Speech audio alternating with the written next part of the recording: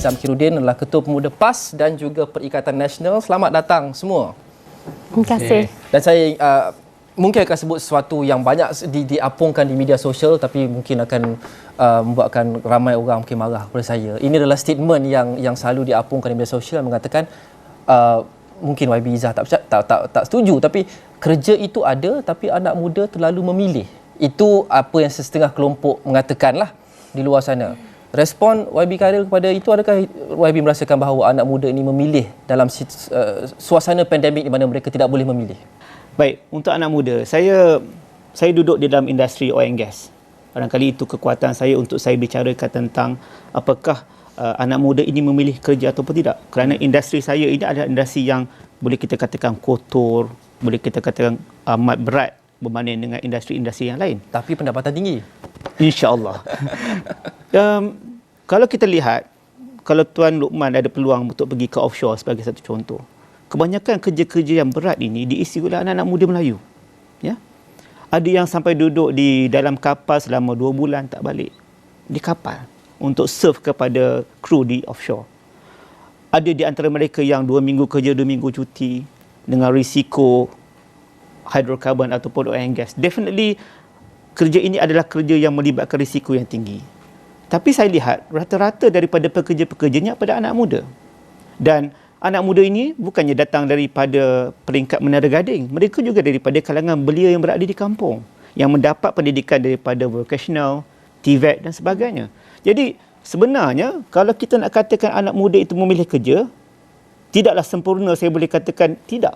Sebab mungkin di sana ada juga anak muda yang memilih kerana peluang mereka dari sudut pelajaran mereka itu, apa yang mereka graduate. Selama 5 tahun dia struggle untuk belajar.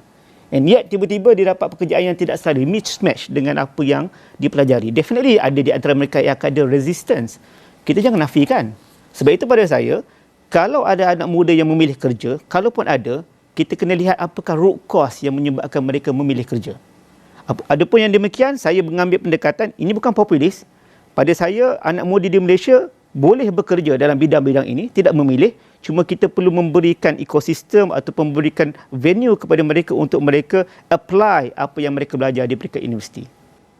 Tapi adakah mereka perlu bertolak ansur dengan some of the demands, melihat kepada persekitaran pasca pandemik sekarang di mana ekonomi dan peluang begitu tertekan? Itu adalah situasi di dalam, mungkin kita kata dalam persekitaran yang ideal, tetapi sewaktu pandemik ini kita sudah tahu peluang pekerjaan semakin berkurangan, peluang ekonomi juga semakin sempit. Adakah adil untuk kita meminta anak muda dan graduan letak dahulu tepi apa yang mereka mahukan secara ideal dan ambil dulu peluang yang ada untuk sara hidup sementara keadaan bertambah baik? Saya setuju dengan apa yang dinyatakan oleh Saudara Luqman seperti tadi. Sebab itu di peringkat kerajaan pun kita ada MyStep, kan? Program yang di mana dia panggil short term employment punya program.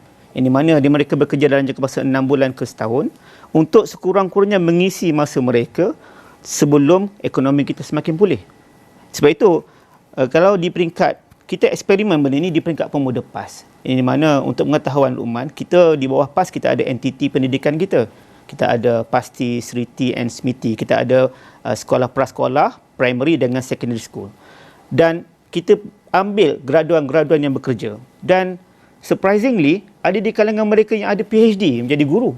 Yang gaji mereka tak banyak. Ada di kalangan mereka yang datang master, peringkat sarjana, juga apply for bekerja. Dan kita tahu dah, kita bagi kontrak selama 2 tahunnya. Sebab kita tahu, waktu sekarang waktu susah, fill your time dengan kerja, struggle dulu tak apa, dapatkan pengalaman. Sebab untuk pengetahuan Luqman juga rakan-rakan lain, laporan daripada Malaysian Employee Federation, ada 2 faktor besar kenapa ketidakboleh pasaran graduan. Satu faktornya ialah kerana kurangnya soft skill. Dia kurang decision making skills, dia kurangnya communication skills, dia kurang negotiation skills, dia tak ada pengalaman. Yang kedua, definitely English proficiency lah, boleh bercakap bahasa Inggeris. Jadi dengan adanya mana-mana peluang pekerjaan termasuk gig ekonomi, kan? Gig ekonomi juga sebenarnya mengisi masa untuk mereka muamalat ataupun collaborate dengan clients. Yang di mana di situlah datangnya disiplin, datangnya art of communication. Yang sebenarnya inilah masa yang saya boleh katakan internship, quote unquote, selama 6 bulan ke setahun sebelum mereka mendapat pekerjaan yang selari dengan apa yang mereka pelajari. Keboleh pasaran graduan itu adalah topik yang sangat menarik. Ya. Khususnya saya nak tujukan kepada YB Khairil. Sektor swasta. Kita faham bahawa kerajaan keupayaan kewangan mereka agak terhad. Baik dalam pemerintahan Perikatan Nasional maupun Pakatan Harapan sebelum ini, sedikit sebanyak keupayaan kewangan kerajaan terhad dan mereka, saya ingin percaya, telah melakukan segala yang mungkin dalam keupayaan kewangan yang terhad itu untuk mewujudkan sebanyak mungkin pekerjaan, meningkatkan gaji kepada paras yang setinggi yang boleh mengikut apa yang kerajaan mampu. Tapi sektor swasta keupayaan kewangannya sangat tinggi. Kita lihat sahaja di MNC, untung berbilion setahun, gaji kepimpinan tertinggi beratus kali ganda dengan pekerja di peringkat bawahan. Jadi apabila kita bercakap berkenaan dengan nak meningkatkan gaji, kita tak cakap cukup banyak berkenaan dengan sektor swasta, peranan mereka untuk meningkatkan gaji. Adakah kerajaan perlu lebih tegas dalam cara mungkin memperkenalkan undang-undang untuk memaksa sektor swasta meningkatkan gaji selaras dengan kemampuan mereka kerana mereka mampu? Baik. Saya nak tambah sikit apa yang Wabi Izzah cakap tadi. Golongan TVET, sebenarnya mereka ni golongan yang kaya. Sebab dalam era pandemik ni, orang akan pergi kepada kerja yang bersifat dirty your hand. Saya setuju dengan apa yang Wabi Izzah cakap tadi. Kebanyakan engineers ni, biasanya mereka ni sign document. Review and sign document. Kebanyakan. Ini dua engineer yang kita ada di sini. Tapi, kalau kita bawa kepada masalah teknikal macam electronics, for instance, kadang-kadang yang boleh selesaikan adalah golongan technicians yang mereka ini mendapat pendidikan di peringkat diploma. Jadi sebab itu pada saya, untuk golongan TVET ini masa depan mereka cerah. Tinggal lagi mereka mesti dialirkan pada peluang-peluang yang sepatutnya seperti yang kita nyatakan tadi. Okay. Baik, tentang sektor swasta ni, ya, saya amat bersetuju. Kita memerlukan political will untuk kita memaksa quote-unquote kepada sektor swasta ini untuk memberikan gaji yang sepatut dan sewajarnya dan berteraskan kepada keuntungan yang mereka dapat. Kalau kita tengok, di antara idea yang kami cuba bawa ialah berkenaan dengan kalau kita tak mampu untuk mewujudkan satu rang undang-undang ataupun memaksa kerana kita takut pelabur akan lari, for instance, ya, kenapa tidak kita wujudkan insentif-insentif contohnya macam CSR? Bagaimana kita boleh rapatkan golongan industri ini dengan peringkat universiti. Tadi kita bicara tentang kebolehpasaran graduan. Saya nampak, pada pendapat saya, di antara sebab kenapa graduan itu tidak mempunyai kebolehpasaran kerana mereka tidak mempunyai skill yang sepatutnya.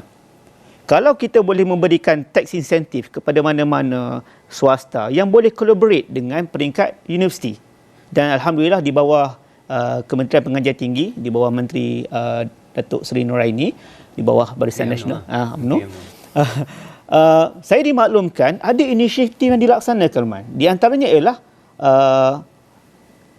golongan industri menjadi ikon di peringkat universiti. Saya ambil contoh Universiti Malaysia Terengganu, Tan Sri Syamsul Azhar Abbas menjadi pengerusi lembaga pengarah.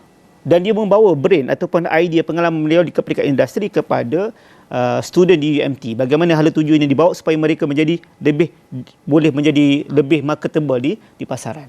Sebab itu, pada saya, selain daripada political will, insentif-insentif dan juga gerak kerja CSR sebegini sepatutnya dilaksanakan untuk membolehkan mereka ini diberikan ruang, masa dan tempat untuk mereka internship. Saya di peringkat Universiti Petronas, pengalaman saya di Petronas, kita ada 8 bulan internship program. Kebanyakan universiti lain 3 bulan. Baik, isunya ialah pihak swasta ni kalau dia ambil kita lama, satunya dia panggil kita cheap labor. Sebab dengan ambil kita yang standardnya sama macam engineer tapi bayar 600, 700. Ya? Tapi soalan saya, apakah ada insentif daripada kerajaan untuk membantu mana-mana swasta yang kurang pendapatan untuk ambil cheap labor dan competent, cheap and competent labor ni untuk internship lebih lama supaya mereka ini boleh memberikan produktiviti yang lebih tinggi. Satu, keduanya mempunyai pengalaman pekerjaan yang lebih. Sebab dengan mempunyai pengalaman kerja yang lebih, maka mereka akan lebih marketable sewaktu mereka nak meminta kerja yang akan datang. Adakah kerajaan, kita perbincangan kita di peringkat ini seringkali sangat bernas dan bagus dan mencambahkan pelbagai idea yang sangat bagus. Tetapi pelaksanaan ia tidak bermakna jika ia tidak dilaksanakan, sekurang-kurangnya sebahagian jika tidak sepenuhnya pun. Di mana halangan itu untuk kita laksanakan semua idea ini yang ada pelbagai dalil dan bukti dari segi data akademiknya dan sebagainya? Di mana halangannya untuk dilaksanakan untuk memberikan real world benefits kepada rakyat melebihi retorika politik? Sebab itu saya nampak daripada kedua ahli panel tadi, saya rasa kita kena bagi peluang kepada kerajaan, sebab apa yang kita bincang hari ini telah pun dijanjikan oleh kerajaan, iaitu Majlis Pekerjaan Belia ataupun Majlis Kerajaan Negara, yang di mana dia memfokuskan kepada 500,000 peluang pekerjaan dalam bajet 2021. Dan pada saya inilah political will. Maknanya kalau ahli politik ataupun kerajaan yang duduk di peringkat eksekutif tidak melaksanakan janji ini, maka mereka akan dihukum oleh rakyat ataupun anak muda pada PRU yang akan datang. Jadi saya rasa peluang perlu diberikan kepada mereka untuk menguruskan. Di samping itu, di sini saya nampak ada titik pertemuan yang sama di antara kami bertiga, iaitu di mana kita mesti menyelesaikan masalah pengangguran. Itu titik pertemuannya dengan idea-idea yang pelbagai. Baik, saya bawa kertas yang sama pengangguran kepada Tan Sri Perdana Menteri pada bulan 9 tahun lepas. Kita bawa idea bagaimana nak menyelesaikan dan Tan Sri cukup terbuka. Idea kami ialah mewujudkan satu majlis pekerjaan belia yang di mana di dalamnya terkandung agensi-agensi terbabit. Dan saya kata kat Tan Sri Perdana Menteri, saya kata since that dia merupakan satu pendekatan holistik, maka nak tak nak Tan Sri yang kena jadi pengurusinya. Dan alhamdulillah dalam bajet dibentangkan Majlis Pekerjaan Negara yang dipengurusikan oleh Tan Sri. Poin saya ialah kalaulah pemimpin-pemimpin pemuda macam kami ini, pemimpin-pemimpin muda, saya minta maaf YB Izzah, kalau kita boleh duduk bersama dan kita buat suara bersama, melepasi daripada batasan politik. Bukan saya memakai cap ketua pemuda PN ataupun ketua pemuda PAS, bukan Izzah daripada PKR ataupun bukan Syahrir daripada UMNO. Kita duduk atas membawa suara anak muda. Sebab tadi kami bincang 3 orang tadi, banyak sangat idea-idea yang sebenarnya kita boleh angkat kepada kerajaan. Dan saya yakin dengan kalau bertiga ini kita boleh bawa suara itu, maka suara ini akan mewakili anak muda seluruhnya di bawah. Okey. Soalan jujur. Seperti yang saya sebut sebentar tadi. Ramai yang mendakwa ahli politik ini out of touch. Mungkin mereka berniat baik, betul. Bukan nak kata mereka tidak berniat baik, tapi mereka out of touch. Jawatan tinggi, gaji berpuluh ribu. Adakah mereka benar-benar faham macam mana rasanya kalau kena kais pagi makan pagi, kalau kena kerja hari diberhentikan kerja, hari itu anak, isteri, suami mungkin tidak makan. Adakah mereka benar-benar faham? Saya mungkin tadi Nur Reza dah jawab sikit, saya nak tujukan kepada YB Khairil dan saudara Syahril. Adakah ahli-ahli politik kita sebahagiannya betul out of touch? Ya, sebahagiannya. Saya menjawab sebahagiannya. Dan saya kekal kepada pendapat saya di mana jangan jadikan politik sebagai tempat untuk mendapat keuangan. Pada saya, kalau ahli politik ini dilahir daripada dunia pekerjaan, maknanya kami ada kerja dulu. So kita ada keep touch pada di bawah. Bagaimana nak kerja, susahnya nak kerja. Daripada pengalaman inilah, idea-idea kesusahan rakyat itu dibawa sampai ke atas sebagai ahli politik. Masalah ahli politik kita ialah yang mana mereka menggunakan politik untuk mendapat kekayaan, untuk mendapat pekerjaan. Mereka tidak ada idea untuk membina rakyat. Sebab itu saya katakan ada sebahagian ahli politik yang begitu. Dan sebahagiannya tidak. Dan saya mohon supaya rakyat memberikan peluang kepada sebahagian ini yang kebanyakannya adalah golongan muda. Yang mereka juga ada pengalaman di tempat kerja masing-masing dan mereka ini perlu diangkat. Walaupun mereka ini bukan wajah politik, barangkali daripada NGO, daripada NGI, mereka perlu diberikan ruang. Barangkali dalam kursi senatorship kalau mereka tidak bertanding dalam pilihan raya, supaya mereka boleh membawa idea-idea anak muda ini jejak kepada sistem eksekutif dan juga legislatif yang ada dalam negara ini. Kena buka parlimen lah. Ya.